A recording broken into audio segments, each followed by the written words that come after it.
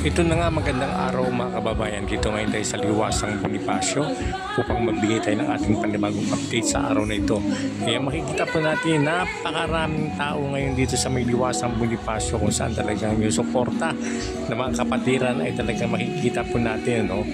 Hindi lang kay suporta kay Senator Marcoleta, kundi ito'y suporta sa bansang Pilipinas kung saan dapat managot ang mga kurakot yung sinisigaw ng ating mga kapatiran na Iglesia ni Cristo dito sa Liwasang Bonifacio. Yan po natin tuloy-tuloy na yung pagdating ng mga tao at pagdagsa ng mga kapatiran natin dito sa Liwasang Bonifacio. Panoorin po natin mga kababayan. Alam niyo ba?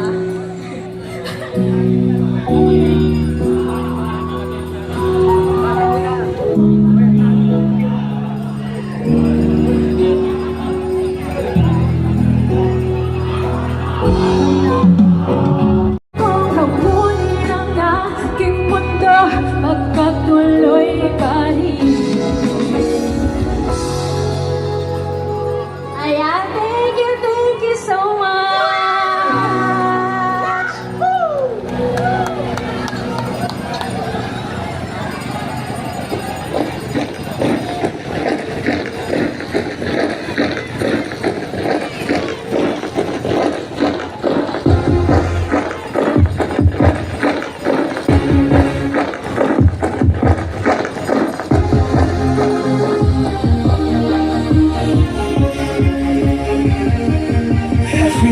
Hear the footsteps sounding, just like thunder keeps your heartbeat pounding. Even though injustice has a...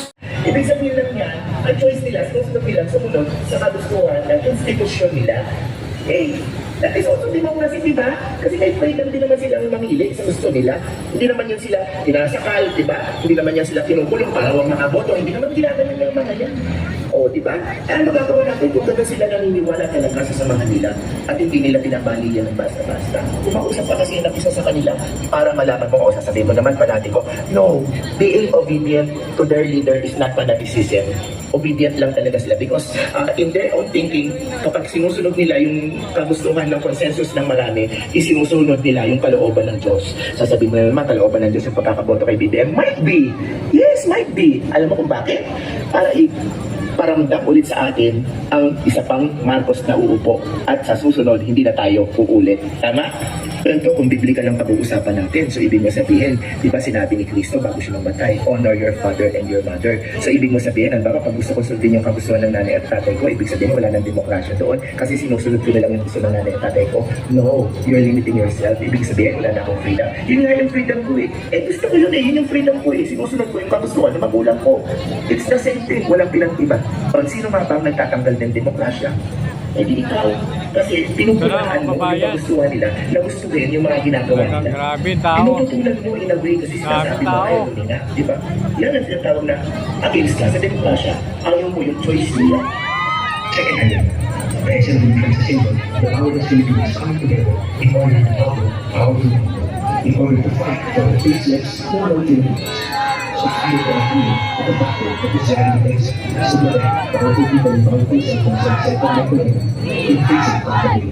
Kaya hindi mo talaga sila kilala. Bakit ka naman kulinan? Ano ko lang sa talaga ng isa? Alam mo ba na ang galing ang pagkakot ko yung mga kulinan? Alam mo ang pinilis ka niya? Kapatid! So hindi na nila si Marcoleta sa bawat kong person na nasa Senado at nakakamali ka iyo. Ang tinitignan nila is yung injustices na ginagawa sa kapatid nila. Alam kong tatlo, Iglesia, ako, Buddhist, Bilukinuha, I need to blend in with them. Kasi I have to let them grow in their own way. Hindi ko isinorse sa kanila yung pagiging Buddhist ko. Diba? Hinayaan ko sila. Alam mo ba, paminsan-minsan nagkakasala nga ako sa kanila. Kasi pag nagagalit ako sa kanila, kasi minsan, diba, may kailangan kaming gawin. Kasi may pagkakakitaan kami. Pero masunurin sila. Pupunta sila, sasamba sila. Sabi ko nga sa kanila, baka naman lumampas na kayo sa langit yan. Dahil sa sobrang kakasamba nyo. Kasi ilang beses sa isang linggo. Talagang, at Hindi sila basta-basta papasok ng simbahan na kailangan nakapolo at nakaslaps. Hindi nila binabastos ang tahanan ng Panginoon na itinayok ng grupo nila. Kaya ang bawat isa sa kanila, kay mababa, kay mataas, ang tingin nila kapatid. At sa ngayon, yung nangyayari kay Marcoleta, ang tingin nila dyan, yung isang kapatid nila inaapi at nagkakaroon ng injustice para sa kanila. Naintindihan nyo? So ibig sabihin, kung tayo bilang isang kapwa-tao nila, ayaw din nila mangyayari sa atin yung injustices na nangyayari ngayon sa kapatid nila. Kaya nga di ba ayaw nila yung nagkakaroon ng selective na ginagawa ng pagkakaso dahil nga si Marcoleta lang ang kinakasuhan dahil kalaban nga ng administrasyon o naintindihan mo na. Kaya nga siguro naman malinaw na sa'yo na kung ikaw ang tingin mo kay Marcoleta ay powerful na politician, sila hindi kapatid na inaapi ang nila. Naliman mo kasi kapatid. Napakapatid na rin lang po. Sabi ako anak yung pasensya na. Hindi ka anak, naliman mo kasi. Paano maintindihan na ako naman ano yung kultura nila doon. Pero hindi kultura, culture. Yung kanilang kanilang tayo, kanilang gawin, kanilang buhay. Naliman mo. O sabi mo, kayo mag-react na basta-basta. Inawain niya sila. Kasi, kaliman ko na. Tapos, i-connect kayo ng comment. Wala naman kayong alam. Wala naman kayo alam sa kanila. Kasi hindi naman nila kayong kaya bro. Third item is influence motion of your group was demonized the SL revolution last 2022 so that Marcos Jr. could win. So it is quite clear that you're using the same symbol now in order to fight against the people that you guys have put into power. Again, I believe in this again. Every Filipino to be able to gather together in this system. I just feel that my life right now is kicking in. So yes, that's it. Ito na naman tayo eh. Oo na, nagkakamali nga sila. O sabihin nagkamali sila, ba't ikaw hindi ka nagkakamali? Ako nagkakamali. Sino ba hindi nagkakamali? Perfecto ba tayo? Pero ang pinaka-importante sa lahat, kahit sabi pa nga ng Panginoon, sa bawat pagkakamali, matuto kang bumangon. At pagka bumangon ka, siguraduhin mo, hindi ka na uulit, di ba, sa pagkakamali mo. Kaya nga, nangyayari ngayon, sige na nga, sabihin na natin nagkamali sila. Kasi nga, nailok.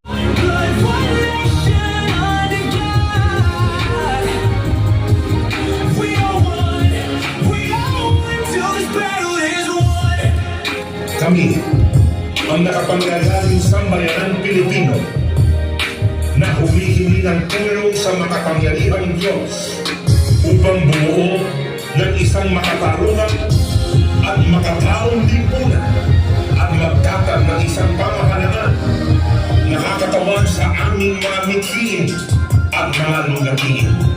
Magtataguin ng kabutihan sa bawat isa, mga alaga at magpapaunlad ng aming karanahan at titiyak para sa aming sarili at hanggang susunod na mga biyaya ng kalilangan at demokrasya sa ilalim ng pananahigang batas at ng pamamahalang gustos ng katotohanan, katarungan, kalalaan, pag-ibig, pagkakabantay-bantay at kapayapaan. Ay naglalagay ang nasaya ng Konstitusyon.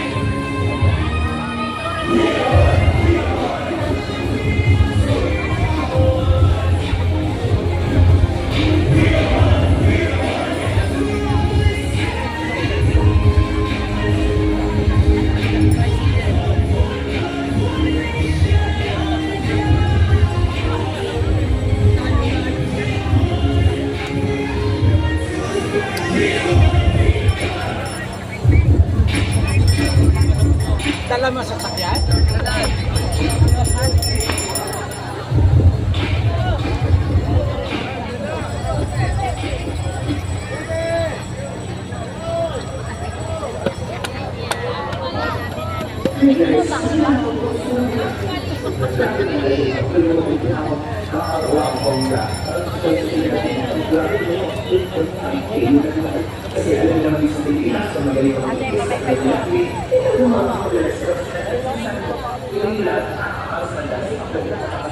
Mga three items in INC Lineage. First and foremost, the one state, the next one is special. The private schools, the race is special. So this is Yeah, mga kababayan. Ito, at kita natin kung ano dami yung tao na rito ngayon. Wala na, siksikan na talaga. Sobrang dami na ng tao talaga, mga kababayan.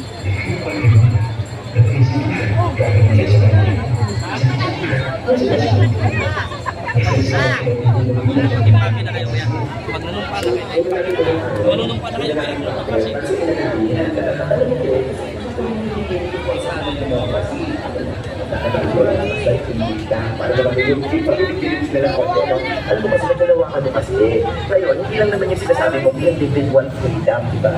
Remember, ang democracy po, ang pinaka-point of view niya is the freedom of choice. Hindi yan, individual yan, kasi may freedom of choice sila. Eh kasi